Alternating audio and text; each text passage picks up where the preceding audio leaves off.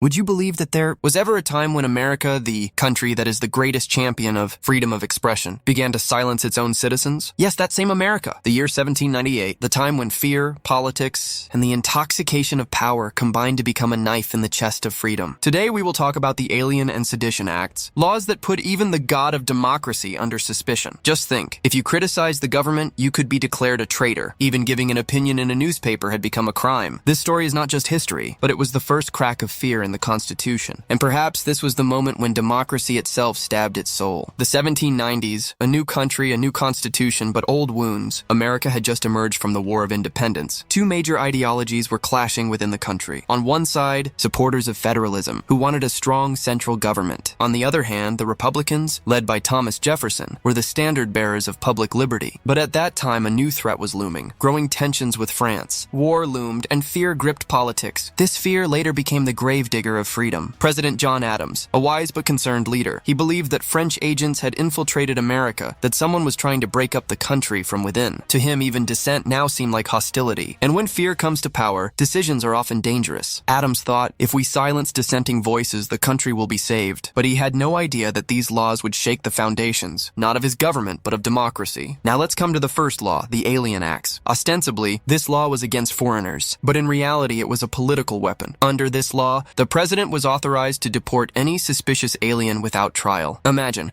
a law where the president himself defines suspicious. Under the pretext of hostility towards France, the government began targeting those who spoke out against federalism. This law was ostensibly for national security, but behind it was politics, the same old disease that blinds power. Then came the real war, the Sedition Acts. This law said, if anyone unlawfully criticizes the government, Congress, or the president, he would be imprisoned or fined. Just think, criticism had now become a crime. In the same America that claimed freedom of speech, newspapers were being closed down, journalists were being arrested, even some politicians were sent to prison. The Adams government thought, we are silencing the enemy, but in reality they were silencing their own country. When the newspapers reported on these laws, they themselves were called traitors. Some journalists wrote in their editorials, if the government is afraid of the truth, then freedom is a sham, but their words became their punishment. Journalists like James Callender and Matthew Lyon were imprisoned simply for mocking the president. Imagine a democratic country where the word of the pen becomes a prison. How far can that country go? While all this was happening, the leader of the opposition, Thomas Jefferson, was quietly making a political plan in the background. He knew that direct confrontation would be dangerous. So he and James Madison came up with a new path, the Virginia and Kentucky resolutions. Through these resolutions, they declared that if the federal government overstepped its authority, the states had the right to declare such laws null and void. It was a peaceful but powerful rebellion. These resolutions were the first time in American history that anyone had challenged the authority of the federal government. Jefferson said, the government has only the power that the people give it, not the power that they take away. This narrative spread like wildfire. Many states wondered, should Washington really be so powerful? And so began an intellectual movement that would shape the states' rights debate for years to come. The period from 1798 to 1800 was perhaps the greatest test of American democracy. On one side was the argument of fear and national security. On the other, liberty and constitutional principles. The people were divided. Some said, the government must be tough, while others cried, this is the very tyranny against which we fought. For our freedom from the monarchy. This test of democracy held up a mirror to America, that freedom was not a gift, but a constant battle. The election of 1800 came, and the American people had their say. Thomas Jefferson defeated President John Adams. The people said, we do not want to be afraid of government. We want to see government accountable. Adams' laws were repealed, and history remembered them as mistakes. But the experience left a lesson, that fear always undermines freedom. Interestingly, these laws gave rise to not only politics, but also human stories. A journalist who had written a mere satirical poem died in prison. A family closed their newspaper because they could no longer pay fines. These stories show that freedom is not just a constitutional provision, but a way of life for man. And when government takes it away, humanity fades. Power always breeds fear for its own survival. That's what John Adams' government did. We are fighting enemies, they said, but the real war is with our own citizens. It's human nature. When man becomes powerful, he becomes suspicious. And doubt always breeds tyranny. The Alien and Sedition Acts are living examples of this mentality. The interesting paradox is that the same debate continues today. Should the freedom of the media be unlimited, or should the state maintain some control? The laws of 1798 forever etched this debate in history. Today, when we talk about fake news or national security, remember? Even these phrases were once enemies of free speech. The American Constitution was strengthened after this incident. People learned that criticizing the government is not treason, but the highest form of patriotism. Democracy survives only where dissent is tolerated. The Alien and Sedition Acts are gone, but their shadow is still felt in constitutional debates today. And finally, this is not just the story of America. It is the story of every nation where power clashes with freedom. Think about it. Don't we see laws in our own world where voices are silenced in the name of national interest? Are we really free? Or can only those who are powerful speak? That is the question we must answer for ourselves. Let's go back in time for a moment. That Washington of 1798, where the scent of freedom was still fresh, but the air was filled with anxiety. People were suspicious of each other. On one side were slogans of patriotism. On the other hand, the fear that we ourselves might be the next traitor. This was the environment where these laws were born. No one was thinking that the same law could apply to them tomorrow. There was just one slogan: the country is in danger. And history has proven time and again that whenever this slogan is raised, freedom weakens. Someone simply ridiculed the president's style of government and was imprisoned. If someone spoke out against the government's policies in a public meeting, they were called traitors. Dissent was considered hostility. And this was the moment when people realized that freedom required not only the ability to write, but also the ability to tolerate. Freedom is a two-way relationship. If you want the right to criticize the government must also have the courage to tolerate it. But in 1798, this balance was broken. Interestingly, the courts of that time were not completely impartial either. Many judges were supporters of federalism, and they gave tough decisions in these cases. Some judges even said, freedom of speech does not mean freedom to abuse. This phrase remained the focus of debate for centuries. The question was, is criticism of the government also freedom to abuse, or is this the basis of democracy? The Adams government wrapped these laws in the guise of national security. They said, French agents have infiltrated America, we must be tough. But in reality, they were doing all this to preserve political power. Fear has always been the most effective weapon in politics. When the people are made to fear, they lay their freedom at the feet of the government itself. This is what happened in 1798. Time passed, and the patience of the people began to give in. People began to say, we had a revolution for freedom. What kind of freedom is this when it is a crime to question the government? Meetings began to be held. Pamphlets were distributed secretly. These were the social media of that era. Every pamphlet was a rebellion, and every rebellion was a breath of freedom. The election of 1800 became a referendum, freedom versus fear. The people decided by vote that they would not be prisoners of silence. Thomas Jefferson's victory was not just a political one, but a moral one. He proved that the people eventually turned to the truth, even if it is temporarily overshadowed by fear. When Jefferson became president, the first major step was to repeal the Alien and Sedition Acts. But the interesting thing is that the spirit of these laws did not completely disappear. It remained in the American Constitution as a warning. Like a wound heals, but a scar remains forever. And this scar became a lesson for future generations. After these events, the American media became more powerful than ever. Journalists understood that their pen could shake the government. And the public also understood that the price of freedom of expression is not prison, but responsibility. After this, the American press saw the most violent period in its history. They spoke, wrote against the government, and became a voice for the people. The Alien and Sedition Acts were actually America's moment of learning from fear. This event shows that democracy is not only governed by the Constitution, but also by the consciousness of the people. If the people stop asking questions, even the strongest constitution becomes meaningless. And perhaps that is why Jefferson said, the most dangerous government is that which is afraid of the people. Now, let's get to the present. After 9/11, when the United States passed the Patriot Act, many experts said, this is the new Sedition Act. Once again, the war for freedom and security began. The government said, we are fighting terrorism. But the critics said, you are watching your own people. History was repeating itself again. Only the characters had changed. Today, when we talk about freedom of speech on social media, we should remember that this fight is not new. It's just that the terrain has changed. Back then, newspapers were shut down. Today, accounts are suspended. Back then, the government decided who could speak. Today, algorithms determine who would be seen. But the question is still the same. Are we truly free? The Alien and Sedition Acts are a lesson not only for American history, but for the world. Every country that is built in the name of freedom, but does not tolerate dissent, gradually follows the same path. Whether it is America, Britain, or any other country, power has always proven to be more dangerous than the enemy of freedom. History never lies, people just turn a blind eye to it. The Alien and Sedition Acts showed that nations are defeated not only by wars, but also by their own fear. These laws have ended, but their message is still alive today, that the enemies of freedom are not always external. Sometimes they are sitting across the government table. I wonder,